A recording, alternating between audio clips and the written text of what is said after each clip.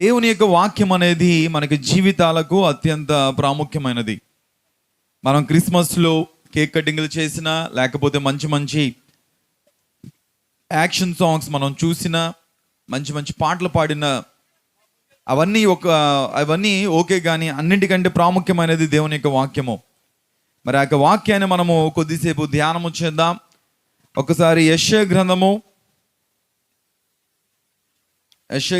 9వ అధ్యాయము 2వ వచనం ఒకసారి మనం చదువుకుందాం. యెషయా గ్రంథము 9వ అధ్యాయము 2వ వచనం. చీకటిలో నడుచు జనులు గొప్ప వెలుగును చూచుచున్నారు, మరణఛాయ గల దేశ నివాసుల మీద వెలుగు ప్రకాశించును. చిన్న ప్రార్థన. పరిశుద్ధుడా, మీకు వందనాలు, స్తోత్రాలు. ఇక సమయంలో ప్రభువా, ఇక భూపాల పట్టణంలో జరుగుతున్నటువంటి ఇక క్రిస్మస్ ఆరాధన బట్టి వందనాలు, స్తోత్రాలు. దేవా, ఇంత తనకు జరిగినటువంటి ఆరాధనలో మీరు తోడుగా ఉండి నడిపించున్నారు, మహిమ పొంది ఉన్నారు. ఇక సమయంలో ప్రభువా, మీకు దీనదాసునిగా నిలువబడి మీకు వాక్యపు విత్తనాలు విత్తుచుండగా నన్ను, నాకు జ్ఞానాన్ని మీ శిలువ చాటును మరుగు చేసి మీకు పరిశుద్ధాత్మతో మమ్మల్ని అందరినీ కూడా అభిషేకించి దేవా, మీకు శ్రేష్టమైనటువంటి వాక్యాన్ని మాకు అనుగ్రహింపచేయమని, దేవా మీరే మహిమ పొందమని యేసునామంలో అడిగి వేడుకొనిచున్నాం పరమ తండ్రి, ఆమేన్. నా ప్రియమైన వారులారా, ఇక్కడ చూడండి, యెషయా గ్రంథకర్త చెప్తున్నటువంటి మాట, చీకటిలో నడుచు జనులు గొప్ప వెలుగును చూచుచున్నారు, మరణఛాయ గల దేశ నివాసుల మీద వెలుగు ప్రకాశించును. దేవునికి స్తోత్రం. నా ప్రియమైన వారులారా, ఇక లోకంలో మనము గమనించినట్లయితే మనందరము కూడా దేనికోసము ప్రాకులాడుతూ ఉంటామంటే, దేనికోసము వెంపర్లాడుతూ ఉంటామంటే, దేనికోసం ప్రయత్నం చేస్తుంటామంటే సమాధానము కోసము మనము చాలా చాలా ప్రయత్నం చేస్తుంటాం. ఎందుకనంటే మనం ఏ కుటుంబాన్ని చూసినా ప్రతి కుటుంబంలో కూడా ఏదో ఒక ఇబ్బంది, ఏదో ఒక సమస్య ఉండనే ఉంటవి. అందును బట్టి ఆ కుటుంబంలో సమాధానం అనేది కనబడదు. నా ప్రియమైన వారులారా, చాలామంది అనుకుంటారు కదా, డబ్బులుంటే సమాధానం ఉంటుందని అనుకుంటారు, బంగారం ఉంటే సమాధానం ఉంటుందని అనుకుంటారు, ఆస్తిపాస్తులు ఉంటే సమాధానం ఉంటుందని అనుకుంటారు. లేదు, అవేమి ఉన్నా సమాధానం అనేది మన దగ్గర ఉండనే ఉండదు. లేదండి, మా దగ్గర సమాధానము చాలా పుష్కలంగా ఉంది, నాకు ఎలాంటి సమాధానాలు ఏమీ లేదు, నేను చాలా మంచి మనశ్శాంతితో ఉన్నాను, సమాధానముతో ఉన్నాను అన్నవారు ఎవరున్నారంటే దయచేసి చేయి చూపించగలరు. నా ప్రియమైన వారులారా, నోబడీ ఇన్ దిస్ వరల్డ్. ఇక ప్రపంచంలో సమాధానము లేక ప్రతి కుటుంబము కూడా చాలా విలవిల్లాడిపోతుంది. మరి సమాధానము మనకు కావాలనంటే, సమాధానము దేన్ని బట్టి మనకు వస్తుందంటే, సంతోషం ఎక్కడ ఉంటుందో అక్కడే సమాధానం ఉంటుందని భక్తులైన వారు తెలియజేస్తున్నారు. నా ప్రియమైన వారులారా, సంతోషం ఎక్కడైతే ఉంటుందో అక్కడే సమాధానం ఉంటుంది. అందుకే కదా ఒక భక్తుడు పాడుతున్నటువంటి పాట, సంతోషమే సమాధానమే, సంతోషమే సమాధానమే, చెప్పన శక్యమైన సంతోషం. సంతోషం ఎక్కడ ఉంటుందో అక్కడ సమాధానం ఉంటుంది. మరి సంతోషం ఎక్కడ ఉంటుంది? సంతోషం ఎక్కడ దొరుకుతుంది? ఇక లోకంలో సంతోషం ఎక్కడ దొరుకుతుంది అన్నటువంటి ప్రశ్న మనం వేసుకున్నట్లయితే చాలా మందికి తెలియక సంతోషం పలానా చోట దొరుకుతుంది, పలానా చోట దొరుకుతుంది అని అనుకుంటూ ఉంటారు. చాలామంది సంతోషం సినిమాల్లో దొరుకుతుందని సినిమా థియేటర్లకు వెళ్తుంటారు, కానీ అది సంతోషం కాదు, అది వినోదం మాత్రమే. అక్కడ 2.5 గంటల సేపు సినిమా అయిపోయిన తర్వాత మనకున్నటువంటి సమస్యలు, మనకున్నటువంటి బాధలు, చీకులు, చింతలు ఇవన్నీ కూడా మరలా మనతో పాటు క్యారీ అయిపోతుంటాయి, అవేమీ కూడా తొలగిపోవు. సంతోషం అంటే మనకున్నటువంటి సమస్యలన్నీ కూడా తొలగిపోవాలి, అదే నిజమైన సంతోషం. నా ప్రియమైన వారులారా, ఇంకొంతమంది సంతోషాన్ని వెతకడానికి సీరియల్స్ మీద దండయాత్ర చేస్తుంటారు, సీరియల్స్ చూస్తుంటారు. ఆ సీరియల్స్ చూడడం వల్ల సంతోషం రాకపోగా ఏమైపోద్దంటే జీవితాలు సర్వనాశనం అయిపోతుంటాయి. మీరు గమనించినట్లయితే కొంతమంది సీరియల్స్కి అడిక్ట్ అయిపోయి ఆ సీరియల్లో ఉన్నటువంటి క్యారెక్టర్స్ని వీళ్ళు భయంకరంగా, అంటే ఆ సీరియల్లో ఏవైతే విలన్ క్యారెక్టర్స్ ఉంటావో ఆ విలన్ క్యారెక్టర్స్ని చాలా భయంకరంగా వీరు తిడుతుంటారు. అంతేకాకుండా మొన్న మా అపార్ట్మెంట్ వాచ్మెన్ వాళ్ళ కుటుంబంతో నేను మాట్లాడుతున్నప్పుడు ఆయన చెప్తున్నాడు, ఏమండి మా ఆవిడికి షుగర్ బీపీ వచ్చాయండి అని చెప్తున్నాడు. అంత త్వరగా ఎందుకు వచ్చేసాడు అని అడిగినప్పుడు అతను చెప్తున్నాడు కదా, మా ఆవిడ అదేదో డాక్టర్ బాబు అనేటువంటి సీరియల్ చాలా క్రమం తప్పకుండా చూస్తూ ఉంటుందండి. ఏదండి కార్తీక దీపం, ఇక్కడ చాలా బాగా చెప్తున్నారు, సిస్టర్ గారు బాగా చూస్తారు అనుకుంటున్నాను. ఆ సీరియల్స్ అవి బాగా చూస్తుందండి. అక్కడ టెన్షన్స్ అవి బాగా ఎక్కువైపోయి ఆమెకి ఏమొచ్చేస్తుందంటే బీపీ షుగర్లు వచ్చేసేయండి అని చెప్తున్నాడు. ఇంకొంతమంది సంతోషాన్ని వెతుకుతూ వారికి ఉన్నటువంటి ఆ యొక్క బాధలు, వారికి ఉన్నటువంటి ఆ యొక్క చిక్కులు, వారికి ఉన్నటువంటి ఇరుకులు మర్చిపోవడానికి ఆ యొక్క ఆల్కహాల్ని, మద్యాన్ని ఆశ్రయిస్తూ ఉంటారు. ఆ యొక్క మందు తాగినప్పుడు వారికి కొంతసేపు మత్తు కలుగుతుందేమో తప్ప వారికి ఉన్నటువంటి బాధలు పోవు, వారికి సంతోషం రానే రాదు. నా ప్రియమైన వారులారా, ఈ రీతిగా ప్రపంచంలో ఉన్నటువంటి ప్రతి ఒక్కరు కూడా they are searching for the real joy. వారందరూ కూడా నిజమైనటువంటి సంతోషం కోసం వెతుకుతున్నారు. బికాజ్ వారికి సమాధానము లేదు కాబట్టి. సమాధానము కావాలంటే సంతోషం కావాలి. మరి సంతోషం ఎక్కడ దొరుకుతుంది? ప్రియమైన వారులారా, ప్రపంచంలో ఎక్కడ కూడా సంతోషం దొరకదు. ప్రపంచంలో ఎక్కడ కూడా నిజమైనటువంటి ఆనందం దొరకదు. అందును బట్టి ఇక ప్రపంచానికి నిజమైనటువంటి సంతోషాన్ని ఇవ్వడానికి, నిజమైనటువంటి ఆనందాన్ని ఇవ్వడానికి లోక రక్షకుడు ఇక లోకానికి వచ్చినాడు. గట్టిగా చప్పట్లు కొట్టి దేవుని నామాన్ని కనబరుద్దాం. అక గాబ్రియేలు దేవదూత చెప్తున్నటువంటి మాట, ఇదిగో ప్రజలందరికీ కలగబోవు మహా సంతోషకరమైన సువర్తమానము నేను మీకు తెలియజేయుచున్నాను. ఏంటా సువర్తమానము? ఏంటా సంతోషకరమైనటువంటి వార్త అంటే, దావీదు పట్టణమందు నేడు రక్షకుడు మీ కొరకు పుట్టి ఉన్నాడు, ఈయన ప్రభువైన క్రీస్తు. దేవునికి స్తోత్రం. నా ప్రియమైన వారులారా, ఏదైతే లోకం కోల్పోయిందో, ఏదైతే లోకం కోల్పోయి నిరాశ నిస్పృహల్లో ఉందో, దానినే అందించడానికి లోకరక్షకుడికి లోకానికి వచ్చి ఉన్నాడు. ఇక లోకం, ఇక మానవ జాతి కోల్పోయినటువంటి సంతోషాన్ని, సమాధానాన్ని ఇవ్వడానికి ఒక సంతోషకరమైనటువంటి శుభవార్తగా దేవాతి దేవుడు లోకానికి వచ్చి ఉన్నాడు. మానవుడు కోల్పోయినటువంటి సమాధానాన్ని మానవునికి ఇవ్వడానికే ఆ లోకరక్షకుడు సమాధానకర్తగా, పీస్ మేకర్గా ఇక లోకానికి వచ్చిన్నాడు. దేవునికి స్తోత్రం. నా ప్రియమైన వారులారా, ఎంత గొప్ప విషయం అండి. మనకి గనక సమాధానము దొరికితే అది ఎంత అద్భుతం అండి. సమాధానం అనేది చాలా అద్భుతంగా ఉంటుంది. ప్రపంచమంతా కూడా ఎదురు చూసేది సమాధానము కోసమే. నా ప్రియమైన వారులారా, అసలు ఇక లోకంలోనికి ఇక సమాధానాలేమి ఎలా వచ్చింది? ఇక సంతోషలేమి ఎలా వచ్చింది? లేకపోతే ఇక లోకంలోనికి చీకటి ఎలా వచ్చింది? మనం చదువుకున్నాము కదా, చీకటిలో నడుచు జనులు గొప్ప వెలుగును చూచుచున్నారు, మరణఛాయ గల దేశ నివాసుల మీద వెలుగు ప్రకాశించును. మనిషికి సమాధానం లేకపోవడానికి, సంతోషం లేకపోవడానికి గల కారణం అనేకమైనటువంటి కారణాలు ఉన్నాయి. నా ప్రియమైన వారులారా, కొంతమందికి అనారోగ్యం సమస్య అయితే, కొంతమందికి అప్పుల బాధ సమస్య అయితే, కొంతమందికి వారికి పిల్లల భవిష్యత్తు కూర్చున్నటువంటి బాధలైతే, ఇక ప్రపంచంలో చాలా మందికి మరణాన్ని గూర్చినటువంటి బాధ, మరణాన్ని గూర్చినటువంటి చింత చాలా ఎక్కువగా ఉంటుంది. ఏ మతస్థులైనా, ఏ కులస్థులైనా ప్రతి ఒక్కరు కూడా కోరుకునేది వారు మరణించిన తర్వాత మోక్షాన్ని పొందుకోవాలని, వారు మరణించిన తర్వాత ఆ యొక్క దేవాతి దేవుని యొక్క సన్నిధానానికి వెళ్ళాలని, ఆ యొక్క పరలోక రాజ్యాన్ని, ఆ యొక్క స్వర్గాన్ని చేరుకోవాలని ప్రతి ఒక్కరు కూడా ఆశపడుతుంటారు. నా ప్రియమైన వారులారా, అందును బట్టే ఈ యొక్క ఆందోళనతో, ఏ ఆందోళనతో, నేను గనక చనిపోతే అన్నటువంటి క్వశ్చన్ మార్క్తో ప్రతి ఒక్కరిలో కూడా సమాధానం అనేది పోతుంది, సంతోషం అనేది పోతుంది. దానికి తోడు అనారోగ్య సమస్యలు, దానికి తోడు అప్పుల సమస్యలు, దానికి తోడు కుటుంబ సమస్యలు, దానికి తోడు అనేక రకాల సమస్యలు. నా ప్రియమైన వారులారా, అనేకమైన శోధనలు మనల్ని చుట్టుముడుతున్నాయి.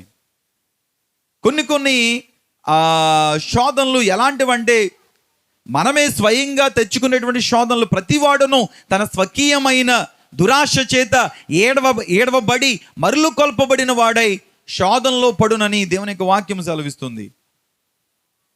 ఇక గలిబిలి గందరగోళంలో మనం ఏం చేస్తున్నామంటే, చాలా శోధనలు, చాలా సమస్యలు, చాలా ఇరుకులు మనమే తెచ్చి పెట్టుకుంటున్నాం. అన్నిటికంటే ప్రాముఖ్యమైనటువంటి భయం ఏంటంటే, అన్నిటికంటే ప్రాముఖ్యమైనటువంటి ఇబ్బంది ఏంటంటే మానవునికి మరణ భయం. ఎందుకని మరణ భయం అంటే, మరణించిన తర్వాత ఏమైపోతానో. ఎందుకనంటే అన్ని చోట్ల సువార్త అనేది ప్రకటింపబడుతూనే ఉంది. సువార్త ఏం చెప్తుందంటే, ఎవరైతే నిజమైనటువంటి దేవాతి దేవుణ్ణి అంగీకరిస్తారో, నిజమైన దేవాతి దేవుణ్ణి కలిగి ఉంటారో, ఎవరైతే రక్షణ పొందుకుంటారో, ఎవరైతే ఆ సత్యంలో నిలిచి ఉంటారో, వారు దేవునికి రాజ్యానికి వారసులుగా ఉంటారు. ఇక నిజమైన దేవుల్లో లేని వారందరూ కూడా నరకానికి గురవుతారు. నరకం అంటే ఎలాంటిదంటే, అగ్ని ఆరదు, పురుగు చావదు. మనకి ఏదన్నా ఒక నేరం చేసిన కారణముగా ఒక జైలు శిక్ష పడింది అనుకోండి, ఒక 3 సంవత్సరాలు బయటకు వచ్చేస్తామన్నటువంటి నిరీక్షణ ఉంటుంది. బాగా భయంకరమైనటువంటి నేరం చేస్తే 14 సంవత్సరాల జీవిత ఖైదు వేయడం జరుగుతుంది, యావజ్జీవ కారాగార శిక్ష. యావజ్జీవ కారాగార శిక్ష 14 సంవత్సరాలు పూర్తి అయిపోయిన తర్వాత బయటకు వచ్చేస్తామన్నటువంటి నిరీక్షణ ఉంటుంది. కానీ ఇక నరకంలో ఎలాంటి నిరీక్షణ లేదు. కాలిపోతూనే ఉంటాం కానీ చచ్చిపోం. ఎలా, ఎంతకాలం అంటే సంవత్సరం కాదు, 10 సంవత్సరాలు కాదు, 100 సంవత్సరాలు కాదు, 1,00,000 సంవత్సరాలు కాదు, దానికి అంతమే లేదు. నా ప్రియమైన వారులారా, సిస్టర్ గారు అంటున్నారు యుగ యుగాలు. దేవునికి స్తోత్రం. సో ఈ పరిస్థితి నుంచి తప్పింపబడడానికి మానవుడు చాలా రకరకాల ప్రయత్నాలు చేస్తూ ఉంటాడు.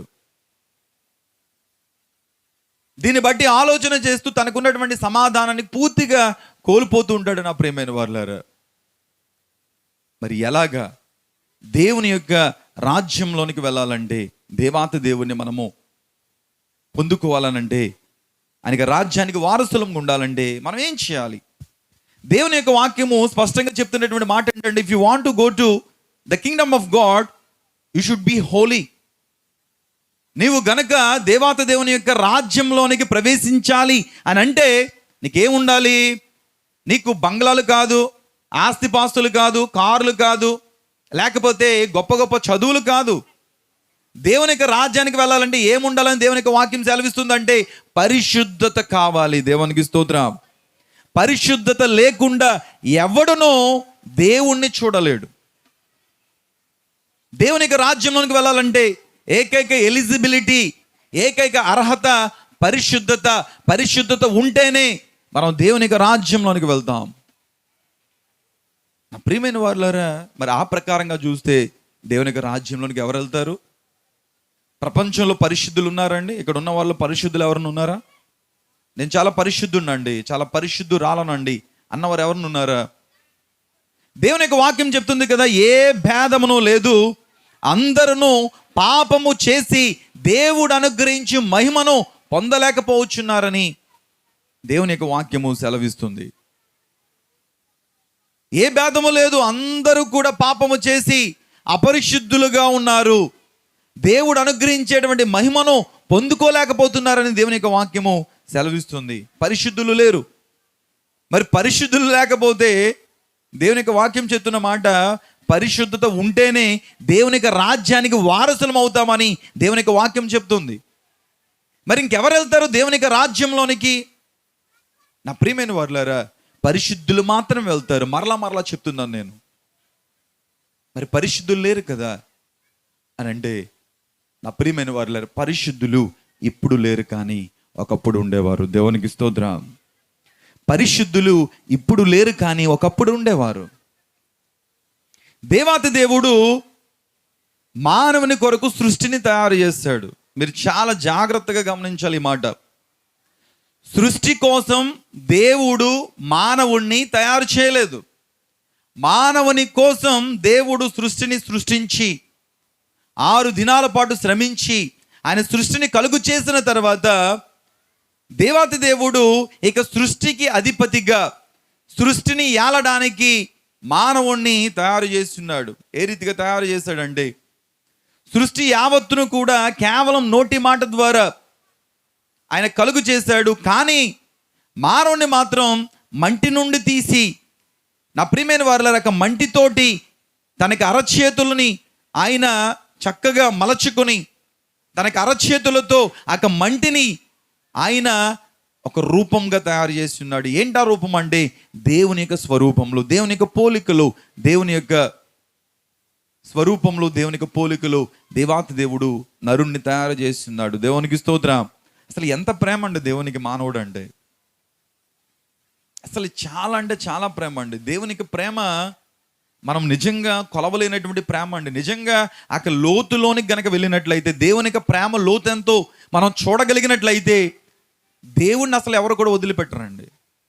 ఈ రోజున మనకు దేవుని యొక్క ప్రేమ తెలియట్లేదు కాబట్టే మనం దేవునికి ప్రప్రదమైనటువంటి స్థానాన్ని మనం ఇవ్వట్లేదు. ఏదో ఇక క్రిస్మస్కి వచ్చి ఏదో ఆరాధిస్తాం కాసేపు, లేదా ఆదివారం కాసేపు ఆరాధిస్తాం. ఆ తర్వాత మనం ఇచ్చేటువంటి ప్రయారిటీస్ దేనికంటే లోకానికి ఎక్కువ ప్రయారిటీ మనం ఇస్తున్నాం. కానీ నిజంగా మనకి దేవుని యొక్క ప్రేమ లోతు తెలిస్తే you will never leave him. దేవుని మనము అసలు విడిచిపెట్టలేమండి. అంత గొప్ప దేవుడు మన దేవుడు. ఆ దేవాతి దేవుడు మానవుని తనకి అరచేతులతో తయారు చేసిన తర్వాత ఆయన అనుకున్నాడు కదా, ఇక మానవుణ్ణి ఏదైనా తోటలో సృష్టి అంతటి మీద అధిపతిగా పెట్టిన తర్వాత ఇక మానవునికి సాటైన సహాయం ఇస్తే బాగుంటుంది అని దేవాతి దేవుడు అనుకున్నాడు. నా ప్రియమైన వారలారా, దేవుని యొక్క వాక్యాన్ని గనక మనము జాగ్రత్తగా గమనించినట్లయితే ప్రతి వచనంలో కూడా ఒక అద్భుతమైనటువంటి జ్ఞానాన్ని మనం పొందుకుంటాం. దేవునికి స్తోత్రం. ప్రతిరోజు క్రమం తప్పకుండా మీలో ఎంతమంది బైబిల్ చదువుతారండి? దేవుని యొక్క వాక్యాన్ని దయచేసి చేతులు చూపించండి, పర్వాలేదు. దేవునికి స్తోత్రం. సరిపోరండి, ప్రతి ఒక్కరు కూడా చదవాల్సిందే.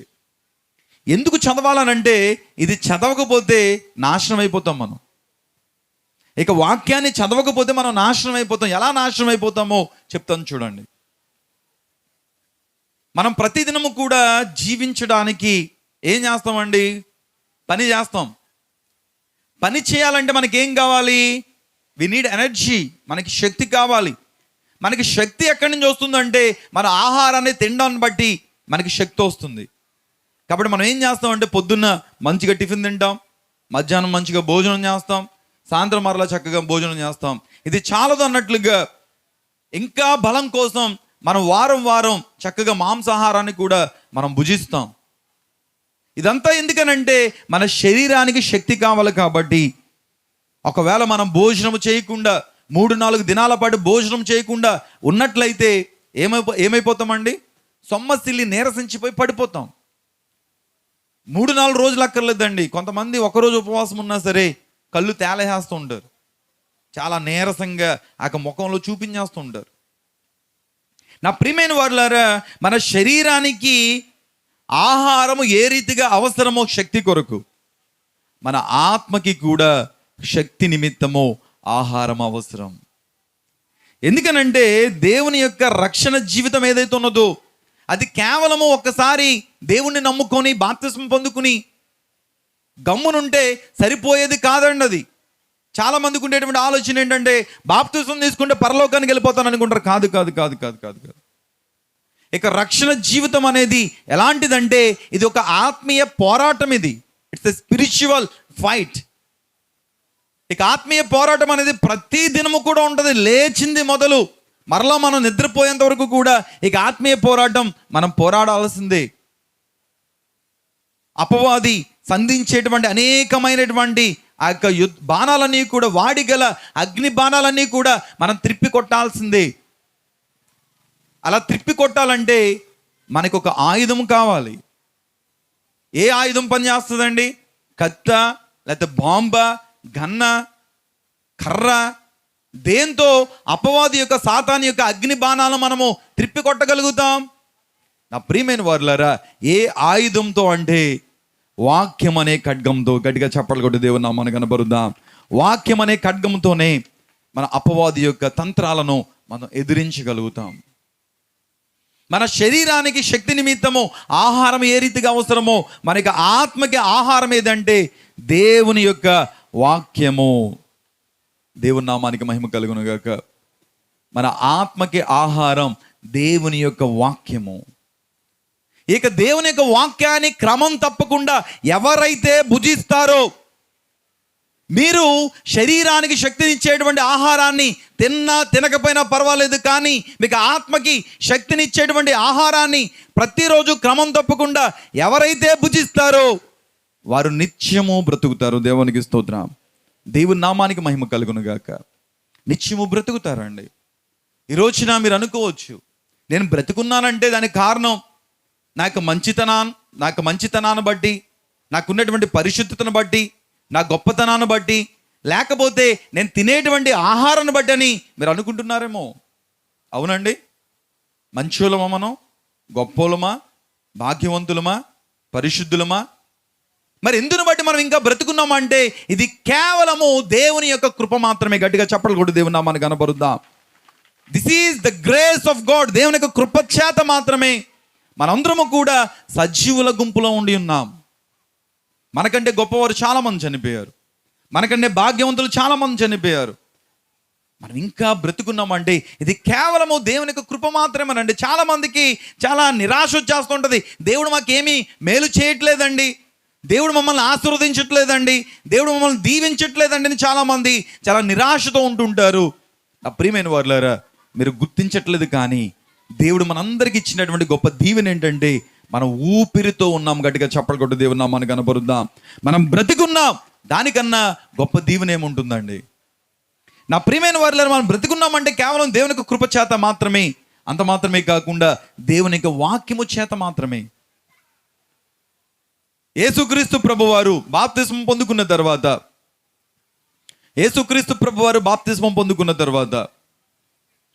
యోర్దాను నదిలో యోహాను గారు బాప్తిస్మం ఇచ్చిన తర్వాత ఆయన నది ఒడ్డుకు రాగానే పరిశుద్ధాత్మ పావుర రూపంలో ఆయన మీదకి రావడం జరుగుతుంది. అంత మాత్రమే కాకుండా ఆకాశంలో నుండి ఒక గొప్ప శబ్దము వినబడుతుంది. ఏంటా శబ్దం అంటే, ఈయన నా ప్రియ కుమారుడు, ఈయన యందు నేను ఆనందించుచున్నాను అన్నటువంటి గొప్ప శబ్దము వినబడుతుంది. నా ప్రియమైన వారులారా, పరిశుద్ధాత్మ నింపుదల ఆయన పొందుకున్న తర్వాత ఆత్మ చేత ఆయన అరణ్యానికి కొనుపోబడి అక్కడ 40 దినాలు 40 రాత్రులు 40 పగళ్ళు ఆయన దేవునితో సహవాసము చేసిన తర్వాత, ఉపవాసం ఉన్న తర్వాత, ఆయన చాలా ఆకలితో ఉన్నటువంటి సమయంలో, ఆకలి అనేటువంటి ఒక బలహీనతలో ఉన్నటువంటి సమయంలో అపవాది వచ్చి ఆయన శోధించడం మొదలు పెడతాడు. నా ప్రియమైన వారులారా, మనం ఎప్పుడైతే బలహీనంగా ఉంటామో అప్పుడే అపవాది మనల్ని శోధించడానికి ప్రయత్నం చేస్తుంటాడు. యేసుక్రీస్తు ప్రభు వారి దగ్గరికి వచ్చి అంటాడు కదా, నువ్వు చాలా ఆకలితున్నావు కాబట్టి నువ్వు ఒక పని చేయి, రాళ్ళు రొట్టెలగినట్లుగా ఆజ్ఞాపించు, వాటిని తినవచ్చు కదా అని అపవాది అన్నప్పుడు యేసుక్రీస్తు ప్రభు వారు చెప్పినటువంటి సమాధానం, మనుష్యుడు రొట్టె వలన మాత్రము కాదు, కానీ దేవుని నోట నుండి వచ్చే ప్రతి మాటను బట్టి బ్రతుకును. దేవునికి స్తోత్రం. We are living only by the word of God.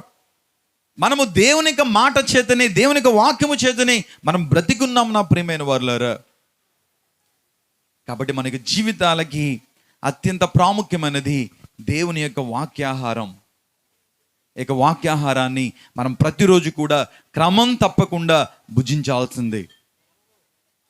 ఒకానొక సమయంలో మనం గమనించినట్లయితే ప్రపంచంలో ఎవరికైనా ఆపరేషన్ చేయాలంటే డాక్టర్ గారు ఎలా చేసేవారంటే మత్తు మందు లేదు అప్పుడు. అందును బట్టి డాక్టర్ గారు ఆపరేషన్ ఎలా చేసేవారంటే ఒక 10 మంది బలమైన వారు పేషెంట్ని పట్టుకుంటే పేషెంట్కి ఆపరేషన్ చేసేవారు. స్పృహలో ఉన్నటువంటి పేషెంట్ ఎదురుగానే అతనికి ఆపరేషన్ చేస్తున్నప్పుడు ఎలా తట్టుకోగలుగుతాడండి? భయంకరమైన అరుపులు, భయంకరమైన రోదన, అలా చాలామంది చనిపోతుండేవారు. ఆపరేషన్లు చూసి భయపడి చాలామంది చనిపోతుండేవారు ఆపరేషన్లు చేయించుకోకుండా. అలాంటి పరిస్థితుల్లో ఒక గొప్ప శాస్త్రవేత్త, సర్ జేమ్స్ సింప్సన్ అనేటువంటి శాస్త్రవేత్త, దేవుని యొక్క వాక్యాన్ని చదువుతున్నటువంటి క్రమంలో అతనికి దేవాతి దేవుడు చేసినటువంటి మొట్టమొదటి ఆపరేషన్ కనిపించింది. ఏంటి ఆపరేషన్ అంటే, మనం ఇందాక మాట్లాడుకున్నాం కదా, ఆదాము ఒంటరిగా ఉండడాన్ని చూసినటువంటి దేవాతి దేవుడు ఆదాముకి నాటైన సహాయం ఉంటే బాగుంటుందని తలంచి ఆదాముకి ఏం చేశాడంటే ఆపరేషన్ చేసి ప్రక్కటెముకలో ఎముకను తీసి ఎముకను దేవాతి దేవుడు స్త్రీనిగా నిర్మించాడు. అయితే ఆదాము మంచి స్పృహలో ఉన్నప్పుడు దేవాతి దేవుడు ప్రక్కటెముకలో ఒక ఎముక తీసి ఆపరేషన్ చేసి స్త్రీని నిర్మించలేదు. కానీ దేవాతి దేవుడు ఏం చేశాడంటే ఆ ఆపరేషన్కి ముందు ఆదాముకి గాఢ నిద్ర కలుగజేశాడు. దేవునికి స్తోత్రం. గాఢ నిద్ర, మత్తు. ఆ మత్తులో ఉన్నటువంటి ఆదాముకి దేవాతి దేవుడు ఆపరేషన్ చేశాడు. సో సర్ జేమ్స్ సింప్సన్ దేవుని యొక్క వాక్యాన్ని చదువుతున్నప్పుడు ఆ వాక్యము చేత, ఆ వచనము చేత వెలిగింపబడిన వాడై, ఓహో, ఒక ఆపరేషన్ చేయాలంటే ఆ ఆపరేషన్ చేయబడుతున్నటువంటి ఆ పేషెంట్కి మత్తు ఉండాలన్నమాట, గాఢ నిద్ర ఉండాలన్నమాట. ఆ గాఢ నిద్ర, ఆ మత్తు ఉంటే అతనికి ఆపరేషన్ చేయగలుగుతామన్నమాట అని చెప్పి అనేక రకాల పరిశోధనలు చేసి కనిపెట్టాడు. క్లోరోఫామ్ అనేటువంటి మత్తు మందు. గట్టిగా చప్పట్లు కూడా దేవుని నామాన్ని కనపరుద్దాం. ఆ క్లోరోఫామ్ అనేటువంటి మత్తు మందు కనిపెట్టిన తర్వాతనే నా ప్రియమైన వారులారా ఆపరేషన్లు అన్నీ కూడా చాలా సులువుగా చేయడం జరుగుతుంది. ఒక గర్భిణీ స్త్రీని నెలలు నిండిన తర్వాత డెలివరీకి హాస్పిటల్కి తీసుకెళ్తే ఆపరేషన్ చేసి బిడ్డను బయటికి తీసేటువంటి ఆ సర్జన్ ఉండి ఉన్నప్పటికీ కూడా ఒకరు ఖచ్చితంగా రావాల్సింది ఆపరేషన్ జరగాలంటే అతనే మత్తు డాక్టర్, ఎనస్థీషియన్. ఆ మత్తు డాక్టర్ వచ్చి వెన్నుపూసకి మత్తు ఇంజెక్షన్ చేస్తేనే తప్ప డాక్టర్ ఆపరేషన్ చేయలేడు. సో ఆ మత్తు మందుని కనిపెట్టాడు సర్ జేమ్స్ సింప్సన్ అనేటువంటి శాస్త్రవేత్త. దేన్ని బట్టి అంటే దేవుని యొక్క వాక్యాన్ని బట్టి. దేవునికి స్తోత్రం. ఇలాగ అనేకమైనటువంటి పరిశోధనలు, అనేకమైనటువంటి గొప్ప గొప్ప పరిశోధనలన్నీ కూడా దేవుని యొక్క వాక్యాన్ని బట్టే వచ్చినాయి నా ప్రియమైన వారులారా. సో మనం గమనించినట్లయితే పరిశుద్ధులు అంటే ఇప్పుడు లేరు, కానీ ఒకప్పుడు ఉండేవారు. వారు ఎవరంటే ఆదాము, హవ్వ. వారిద్దరూ కూడా దేవుని చేత సృజింపబడిన వారై ఏదెను తోటలో దేవునితో సంతోషంగా వారు గడుపుతూ ఉండేవారు. ప్రతిరోజు కూడా సాయంకాలము చల్లపూట దేవాతి దేవుడు ఆదాముని, హవ్వని దర్శిస్తూ ఉండేవాడు. వారితో చక్కగా సమయాన్ని గడుపుతూ ఉండేవాడు. దేవునికి స్తోత్రం. అసలు ఎంత గొప్ప విషయం అన్నది. దేవుడు మానవుని దగ్గరికి వచ్చి సమయాన్ని గడపడం అంటే అసలు ఎంత అద్భుతం అండి. నా ప్రియమైన వారిలో మనం అనుకుంటాం ఏంటంటే పరలోకం అంటే ఓ అలా ఉంటుంది, ఇలా ఉంటుంది, బంగారపు వీధులు ఉంటాయి, ఇలాగ మనం అనుకుంటుంటాం. పరలోకం అంటే ఏంటంటే దేవుడు ఎక్కడుంటే అదే పరలోకం. గట్టిగా చెప్పలు కూడా దేవుని నామాన్ని కనబరుద్దాం.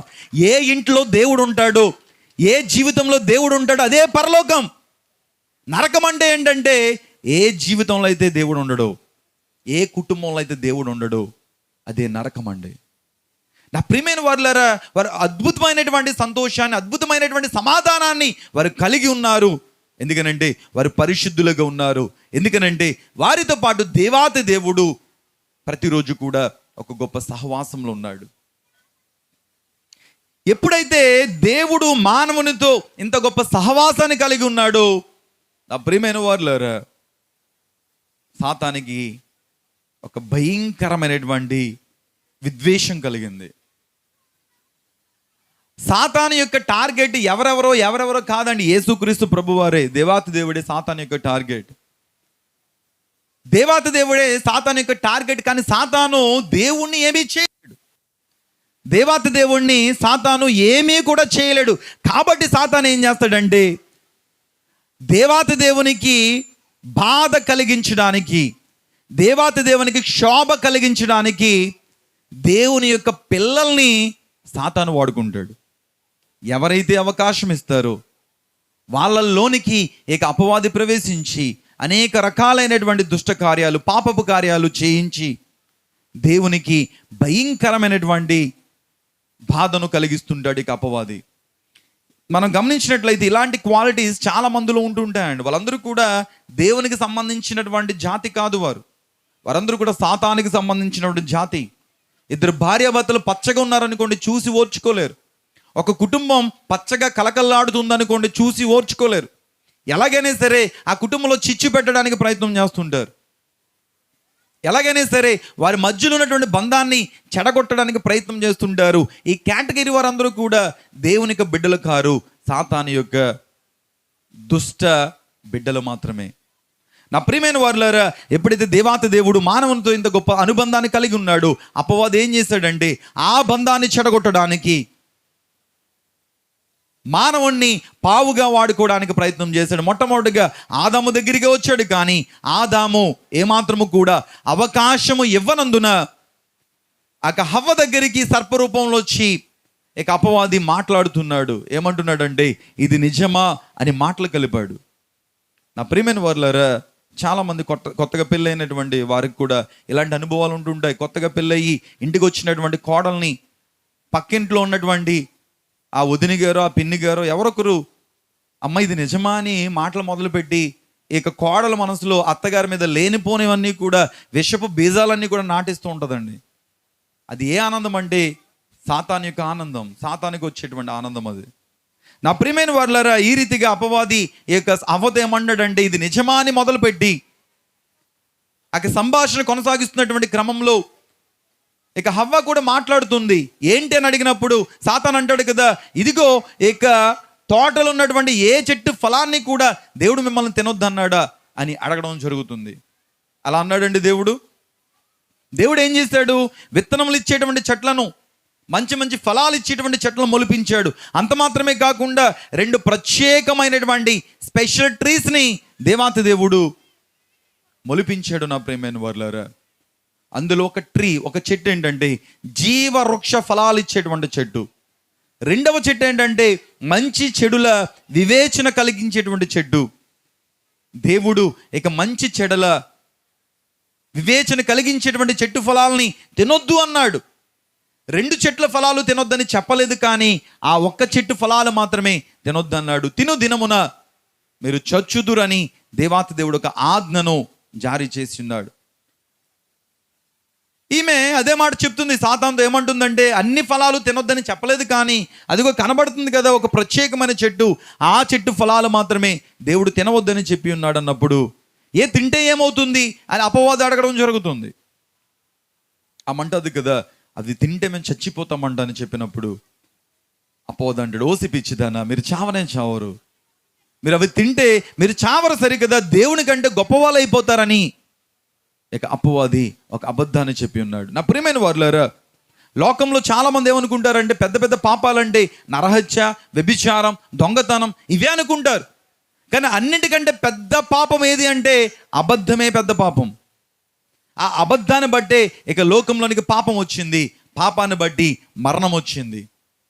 యాకోబు భక్తుడు సెలవిస్తున్నటువంటి మాట ఏంటంటే, దురాశ గర్భము ధరించి పాపమును కనగా పాపము పరిపక్వమై మరణమును కనును. లోకంలోనికి మరణం రావడానికి గల కారణం పాపం, పాపం రావడానికి గల కారణం దురాశ. ఎప్పుడైతే అపవాది ఆ మాట చెప్పి ఉన్నాడో హవ్వకి పండ్ల మీద చాలా మక్కువ కలిగి వాటిని చూసినప్పుడు అవి చాలా రమ్యముగా ఉన్న కారణముగా వాటిని కొన్ని తెంపి తాను తినడం మాత్రమే కాకుండా తనకి భర్త అయినటువంటి ఆదాము కూడా ఇవ్వడం జరుగుతుంది. ఆదాము కూడా స్త్రీ ఇచ్చినటువంటి పండ్లను మారు మాట మాట్లాడకుండా తినివేయడం జరుగుతుంది. ఎప్పుడైతే వారు తిన్నారో నా ప్రియమైన వారులారా, అప్పటి వరకు పరిశుద్ధంగా ఉన్నటువంటి వారిలో ఉన్నటువంటి పరిశుద్ధత పోయింది. అప్పటి వరకు పరిశుద్ధంగా జీవించినటువంటి వారు అపరిశుద్ధులైపోయారు. ఎందుకనంటే వారు పాపం చేశారు. ఏంటా పాపం అంటే ఆజ్ఞాతి క్రమమే పాపం. దేవుడు వద్దన్న పని చేశారు కాబట్టి వారు పాపాన్ని లోకంలోనికి తీసుకురావడం జరిగింది. నా ప్రియమైన వారులారా, సో ఎప్పుడైతే వారు ఆ పాపం చేస్తున్నారో దేవాతి దేవుడు ఇమీడియట్గా వారిని ఏదెను తోటల నుండి గెంటి వేయడం జరిగింది. అప్పటి వరకు దేవునికి మానవునికి ఉన్నటువంటి సంబంధం తెగిపోయింది. మానవుడు పాపి అయిపోయాడు, మానవునిలో పరిశుద్ధత పోయింది. అందును బట్టి ఆదాము దగ్గర నుంచి ఎవరైతే వచ్చారో మన వరకు కూడా అందరి మీద ఏ పాపం ఉంటుందంటే జన్మ పాపం ఉంటుంది, ఆదాము చేసినటువంటి పాపము కారణంగా. సో దట్ ప్రపంచంలో ఎవరు కూడా పరిశుద్ధులు లేరు, అందరూ కూడా పాపము చేసి దేవుడు అనుగ్రహించేటువంటి మహిమను పొందుకోలేకపోతున్నారు. ఆ ప్రియమైన వారులారా, మరి అలా అయితే ఎలాగా? దేవుడు మానవుని సృష్టించడం మానవుణ్ణి నాశనం చేయడానికేనా? నాశనం చేయడానికి కాదు కదా. దేవుడు మానవుడిని సృష్టించడానికి గల కారణం దేవుని యొక్క సన్నిధిలో నిత్యము మానవుడు సంతోషంగా దేవుని ఆరాధిస్తూ నిత్యమైనటువంటి ఆనందాన్ని పొందుకోవాలి, సమాధానాన్ని పొందుకోవాలని చెప్పి దేవాతి దేవుడు సృష్టించున్నాడు. సో ఈ క్రమంలో భాగంగా పాపము చేసినటువంటి మానవుణ్ణి, చీకటిలో ఉండిపోయినటువంటి మానవుణ్ణి, దేవునితో సంబంధాన్ని కోల్పోయినటువంటి మానవుణ్ణి రక్షించడానికి దేవాతి దేవుడు అనేక రకాలుగా ఆయన కృప చూపించున్నాడు. నా ప్రియమైన వర్లారా, న్యాయాధిపతులను పంపించున్నాడు, రాజులను పంపించున్నాడు, ప్రవక్తలను పంపించున్నాడు. కానీ ఏ ఒక్కరు కూడా ఇక మానవుణ్ణి దేవుని యొద్దకు చేర్చలేకపోయి ఉన్నారు. అలాంటి క్రమంలో దేవుడు ఏం చేశాడంటే ఈ పాపి అయినటువంటి మానవుణ్ణి రక్షించడానికి ఆయనే నరావతారునిగా ఇక లోకానికి రావడం జరిగింది. గట్టిగా చప్పట్లు కూడా దేవుని నామాన్ని కనబరుద్దాం. దేవునికి స్తోత్రం. దేవుడే ఇక భూలోకానికి రావడానికి గల కారణం ఏంటంటే మానవుని వలన కావట్లేదు, మరలా ఆ తెగిపోయినటువంటి బంధం అనేది పునరుద్ధరించడం, ఆ తెగిపోయినటువంటి బంధాన్ని రీకనెక్ట్ చేయడం మానవుని వల్ల కావట్లేదు. కాబట్టి దేవాతి దేవుడే మానవ స్వరూపిగా ఇక లోకంలోనికి రావడం జరిగింది. యోహాను సువార్త 3:16 దేవుడు లోకమును ఎంతో ప్రేమించెను కాగా ఆయన తన అద్వితీయ కుమారునిగా పుట్టిన వాని యందు విశ్వాసం ఉంచు ప్రతివాడును నశింపక నిత్య జీవము పొందవలనని ఆయనను అనుగ్రహించను. దేవునికి స్తోత్రం. నా ప్రియమైన వారులారా, యేసుక్రీస్తు ప్రభువారు లోకానికి నరావతారునిగా వచ్చి ఉన్నారు. ఆయన కూడా స్త్రీ పురుషుల కలయిక వల్ల జన్మించినట్లయితే ఆయనలో కూడా ఏ పాపం వచ్చును? జన్మ పాపం వచ్చును. ఆదాము నుంచి సంక్రమిస్తున్నటువంటి పాపము ఆయన మీద కూడా వచ్చును. కాబట్టి దేవాతి దేవుడు ఏమని ప్రణాళిక చేసి ఉన్నాడంటే ఆయన స్త్రీ పురుషుల కలయిక వల్ల కాకుండా పరిశుద్ధాత్మ వలన కన్యక అయినటువంటి మరికి పుట్టే రీతిగా గొప్ప ప్రణాళిక చేసి ఉన్నాడు దేవాతి దేవుడు. దేవునికి స్తోత్రం. స్త్రీ పురుషుల కలయిక వల్ల కాకుండా పరిశుద్ధాత్మ వలన కన్యక అయినటువంటి మరియకు జన్మించినటువంటి ఏకైక దేవుడు, సంపూర్ణ మానవుడు, సంపూర్ణ దేవుడు, నరులను రక్షించడానికి రక్షకునిగా, మెస్సయ్యగా ఇక లోకానికి వచ్చినటువంటి గొప్ప దేవుడు యేసుక్రీస్తు ప్రభువారు. దేవునికి స్తోత్రం. నా ప్రియమైన వారులారా, ఆయన ఎందుకని వచ్చిన ఛాయలో ఉన్నటువంటి జనులందరినీ కూడా వెలుగులోనికి నడిపించడానికి ఇక లోకానికి వెలుగుగా వచ్చిన్నాడు. అందును బట్టి ఆయనకి జన్మాన్ని సూచిస్తూ ఆకాశంలో ఒక గొప్ప నక్షత్రాన్ని మనం చూడగలుగుతాం. ఆయనకి జన్మానికి సూచనగా గొప్ప నక్షత్రం. ఏంటా నక్షత్రం అంటే దేవాతి దేవుడే ఆ నక్షత్రం. ఇక లోకానికి వెలుగివ్వడానికి ఒక నక్షత్రముగా, ఒక వెలుగుగా దేవాతి దేవుడు వచ్చిన్నాడు. దేవునికి స్తోత్రం. నా ప్రియమైన వారులారా, ఇక లోకానికి వెలిగిచ్చేది ఎవరండి? వెలిగిచ్చేది ఎవరు? ఒక నక్షత్రమే. ఆ నక్షత్రం ఎవరంటే సూర్యుడే. కానీ సూర్యుని కంటే కూడా కొన్ని వందల రెట్లు కాంతి కలిగినటువంటి, కొన్ని వందల రెట్లు గొప్పవైనటువంటి నక్షత్రాలు ఉన్నాయి. మనం గమనించాలి నా ప్రియమైన వారులారా. అయితే ఆ నక్షత్రాలు ఏమీ కాదు, కానీ వాటికన్నింటికంటే, వాటి సృష్టికర్త అయినటువంటి, వాటన్నింటికంటే గొప్పవాడైనటువంటి ఒక ధ్రువ నక్షత్రముగా, ఇక లోకానికి వెలిగిచ్చేటువంటి నక్షత్రముగా దేవాతి దేవుడు ఇక లోకానికి వచ్చినాడు. దేవునికి స్తోత్రం. ఆయన రాక వలన ఇక లోకానికి వెలుగు వచ్చింది. ఆయనకి రాక వలన ఈ లోకంలో ఉన్నటువంటి చీకటి తొలగిపోయింది. ఆయనకి రాక వలన ఇక లోకంలో ఉన్నటువంటి పాపము తొలగిపోయింది. ఎందుకనంటే ఆ పాపాన్నంతటిని కూడా ఆయన మీద వేసుకున్నాడు. మనందరి నిమిత్తము ఆయన బలైపోయి ఉన్నాడు. మన కొరకు జీవించి మరణించి 3వ దినాన తిరిగి లేచినటువంటి గొప్ప దేవుడు యేసుక్రీస్తు ప్రభువారు. దేవునికి స్తోత్రం. ఈ లోకానికి వెలిగిచ్చేటువంటి ఒక నక్షత్రముగా ఆయన వచ్చినాడు. చూద్దాం ఒకసారి ప్రకటన గ్రంథము 22:16 ఒకసారి చదువుదాం. ప్రకటన గ్రంథము 22:16. నేను దావీదు వేరు చిగురును సంతానమును ప్రకాశమానమైన వేకువ చుక్కయునై ఉన్నాను. దేవునికి స్తోత్రం. ఆయన ప్రకాశమానమైన వేకువ చుక్కై ఉన్నాడు. అంత మాత్రమే కాకుండా మలాకీ గ్రంథము 4:2 గనక మనం గమనించినట్లయితే చూడండి ఒకసారి. మలాకీ గ్రంథము 4:2 అయితే నా నామమందు భయభక్తులు గలవారగు మీకు నీతి సూర్యుడు ఉదయించును, అతని రెక్కలు ఆరోగ్యము కలుగుచేయను. దేవునికి స్తోత్రం. ఇక లోకానికి వెలిగించేటువంటి ఒక గొప్ప నక్షత్రముగా, మన పాపాన్ని తొలగించేటువంటి, చీకటిని తొలగించేటువంటి, మనకి బ్రతుకులను మార్చి నిజమైన సంతోషాన్ని ఇచ్చేటువంటి, సమాధానాన్ని ఇచ్చేటువంటి నక్షత్రముగా, సమాధానకర్తగా ఆశ్చర్యకరునిగా, ఆలోచనకర్తగా, బలవంతుడైనటువంటి దేవునిగా ఇక లోకానికి వచ్చిన్నాడు యేసుక్రీస్తు ప్రభువారు. దేవునికి స్తోత్ర. ఆయన నమ్ముకున్న ప్రతి ఒక్కరిని కూడా చీకటిలో నుండి తప్పించి వెలుగులోనికి నడిపించే గొప్ప దేవుడై ఉన్నాడు. అంత మాత్రమే కాకుండా వారిని వెలిగించి అనేక మందికి వెలిగించేటువంటి గొప్ప జ్యోతులుగా, నక్షత్రాలుగా చేయడానికి ఆయన సిద్ధ మనసు కలిగి ఉన్నాడు. చూడండి, దానియేలు గ్రంథం 12వ అధ్యాయం 3వ వచనం కనుక మనం చూసినట్లయితే, దానియేలు గ్రంథము 12వ అధ్యాయం 3వ వచనం, బుద్ధిమంతులైతే ఆకాశ మండలములోని జ్యోతులను పోలిన వారై ప్రకాశించెదరు. నీతి మార్గం అనుసరించి ఎవరు అనేకులను త్రిప్పుదురో వారు నక్షత్రం వలె నిరంతరము ప్రకాశించెదరు. దేవునికి స్తోత్ర. వెలుగుగా వచ్చినటువంటి గొప్ప దేవుడు, నక్షత్రముగా వచ్చినటువంటి గొప్ప దేవుడు. ఆ దేవుని గనక మనము స్వీకరించినట్లయితే, మనకు హృదయంలో ఆయనకి చోటిచ్చినట్లయితే ఆయన మనల్ని వెలిగిస్తాడు. బుద్ధిమంతులైతే ఆకాశ మండలములోని జ్యోతులను పోలిన వారై ప్రకాశించెదరు. మనం నిజముగా బుద్ధిమంతులమైతే అక్కడ నక్షత్రం వలె మనం కూడా ప్రకాశిస్తాం. ఎప్పుడు అనంటే ఆయన మనము స్వీకరించినప్పుడు, మన హృదయంలోనికి ఆయన ఆహ్వానించినప్పుడు. నక్షత్రం వలె ప్రకాశించినటువంటి మనము నీతి మార్గం అనుసరించి అనేకలను త్రిప్పునట్లుగా మనందరము కూడా నిరంతరము ప్రకాశించే నక్షత్రముగా మనం మారుతాం.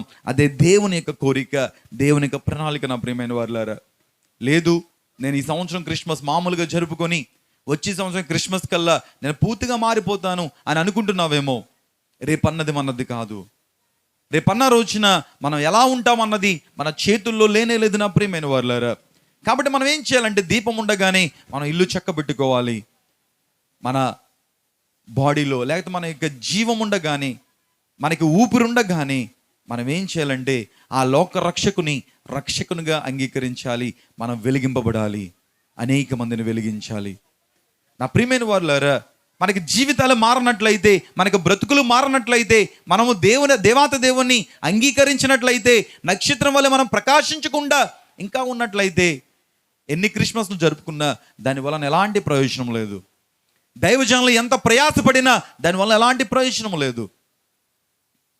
విశ్వాస జీవితం అనేది ఎలాంటిదంటే ఎప్పుడు కూడా ఒకే రీతిగా ఉండిపోయేది కాదండి.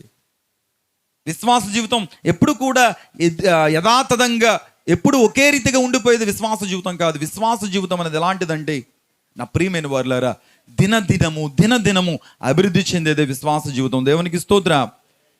దేవుడిచ్చినటువంటి పరిశుద్ధతను పాపము చేసిన కారణంగా పోగొట్టుకొని మానవుడు ఏ రీతిగా వికృత రూపాన్ని పొందుకున్నాడు, మరలా ఆ నక్షత్రం వల్ల వచ్చినటువంటి దేవాతి దేవునికి స్థానం ఇచ్చి వెలిగింపబడి కోల్పోయినటువంటి దేవునికి స్వరూపాన్ని పొందుకోవడమే విశ్వాస జీవితం. దేవునికి స్తోత్ర. ఎంతమంది ఆ పోలికను మరలా పొందుకున్నారు? ఎంతమంది ఆ పరిశుద్ధతను మరలా పొందుకున్నారు? ఎంతమంది క్రీస్తుని ధరించి మీరు జీవిస్తున్నారు? నా ప్రియమైన వారులారా, దేవాతి దేవుని యొక్క మందిరానికి వెళుతూ దేవుని మనం ఆరాధిస్తూ ఇంకా మనం పాపంలోనే ఉన్నట్లయితే, ఇంకా లోకంలోనే ఉన్నట్లయితే, ఇంకా మనము పాపపు జీవితాన్ని జీవిస్తున్నట్లయితే మనకు బ్రతుకులు వ్యర్థమైపోతాయి. దేవుని యొక్క రాకడ అత్యంత సమీపంగా ఉందని మనం గ్రహించాలి. అనేకమైన లేఖనాల నెరవేర్పు మనం చూస్తున్నాం. బైబిల్ గ్రంథంలో రాయబడినటువంటి గాజా బోడి ఆయను. నా ప్రియమైన వాళ్ళ గాజా అంతా కూడా బోడైపోతుంది. ఇవన్నీ కూడా మనం గమనిస్తున్నాం. దేవుని యొక్క రాకడ అత్యంత సమీపంగా ఉందని మనం గ్రహించాలి. కొంతమంది అనుకుంటారు కదా, లేదండి ఇంకా అప్పుడే కాదండి. కొన్ని ప్రెడిక్షన్స్ చేస్తుంటారు, దేవుని యొక్క రాకడ ఇంకా చాలా కాలం పడుతుందండి అని అనుకుంటుండగానే ప్రభు యొక్క గడియ వచ్చేటువంటి అవకాశం ఉంది. ఆయన అనుకుంటే ఈ క్షణమే రాగలడు. కానీ ఎందుకని రావట్లేదంటే, నీ యందు నా యందు మనందరి యందు దీర్ఘశాంతము కలిగి ఉన్నాడు. చూడండి, పేతురు రాసిన 2వ పత్రిక 3వ అధ్యాయం 9వ వచనంలో ఉన్నటువంటి మాట, కొందరు ఆలస్యం అని ఎంచున్నట్లు ప్రభు తన వాగ్దానమును గూర్చి ఆలస్యము చేయవాడు కాడు, గాని ఎవడును నశింపవలనని ఇచ్చయింపగా అందరూ మారు మనసు పొందవలనని మీ అందరి ఎడల ఏం కలిగి ఉన్నాడండి? దీర్ఘశాంతము కలిగి ఉన్నాడు. దేవునికి స్తోత్ర. ఆయన ఓర్చుకుంటున్నాడు కాబట్టి, సహిస్తున్నాడు కాబట్టి మనం ఈరోజున ఈ రీతిగా ఉన్నాం. ఆయన కనుక ఓర్చుకున్నట్లయితే ఎప్పుడు ఆయనకు రెండవ రాకడ వచ్చి ఉండేది నా ప్రియమైన వారులారా. కాబట్టి మనందరము కూడా ఏం చేయాలంటే సిద్ధపాటు కలిగి ఉండాలి. మనందరము కూడా నక్షత్రం వల్లే ప్రకాశించాలి. మనందరము కూడా అనేక మందిని ప్రకాశించినట్లుగా నీతి మార్గం అనుసరించి మనం నడిపించాలి నా ప్రియమైన వారులారా. ఎందుకంటే మనందరం కూడా ఏదో కేవలము సాధారణమైనటువంటి విశ్వాసము కాదు, కానీ ప్రభు యొక్క రక్తంలో కడగబడిన ప్రతి ఒక్కరు కూడా ఎవరు అంటే, పేతురు రాసిన మొదటి పత్రిక 2వ అధ్యాయం 9వ వచనం, అయితే మీరు చీకటిలో నుండి ఆశ్చర్యకరమైన తన వెలుగులోనికి మిమ్మల్ని పిలిచిన వాని యొక్క గుణాతిశయములను ప్రచురము చేయ నిమిత్తము ఏర్పరచబడిన వంశమును, రాజులైన యాజక సమూహమును, పరిశుద్ధ జనమును, దేవుని సొత్తైన ప్రజలునై ఉన్నారు. దేవునికి స్తోత్రం. ఆయనకు పరిశుద్ధ రక్తంలో కడగబడిన మనందరము కూడా దేవుని సొత్తైన ప్రజలం, పరిశుద్ధ జనం, మనం రాజులైన యాజక సమూహాలం, ఏర్పరచబడిన వంశం. కాబట్టి మనందరము కూడా ఆయనకు గుణాతిశయాలను ప్రచురము చేసేటువంటి బైబిల్ గ్రంథంలో ఉన్నటువంటి మత్తయి సువార్త, మార్కు సువార్త, లూకా సువార్త, యోహాను సువార్త మాత్రమే కాదు, కానీ మనమే ఒక 5వ సువార్తగా మారి దేవునికి గుణాతిశయాలను ప్రచురము చేయాలి. నక్షత్రం వలె ఇక లోకానికి వెలుగునివ్వాలి. అట్టి రీతిగా దేవుని యొక్క కృప మనందరికీ కూడా తోడయుండి కాచి కాపాడి దీవించి ఆశీర్వదించి నక్షత్రం వల్ల మనల్ని వెలిగించునుగాక. God bless you all. చిన్న ప్రార్థన. పరిశుద్ధుడా మీకు వందనాలు, స్తోత్రాలు. ఇక సమయంలో దేవా, మీకు వాక్యము ద్వారా మమ్మల్ని అందరినీ కూడా మీరు హెచ్చరించున్నారు. మీకు వాక్యము ద్వారా దేవ మమ్మల్ని అందరినీ కూడా ప్రకాశించాలని మాకు తెలియజేస్తున్నారు. నిజమే దేవా, మేము ఇంకా ప్రకాశించకుండా ఇంకా చీకటిలోనే ఉంటూ చీకటిలోనే మ్రగ్గిపోతున్నామేమో, మమ్మల్ని మన్నించండి దేవా. మేము నక్షత్రం వల్ల ప్రకాశించేటువంటి కృపను మాకు అనుగ్రహింపచేయండి. బుద్ధిమంతులైతే ఆకాశ మండలంలోని జ్యోతులను పోలిన వారై ప్రకాశించెదరు. నీతి మార్గం అనుసరించి నడుచుకొనున్నట్లు ఎవరు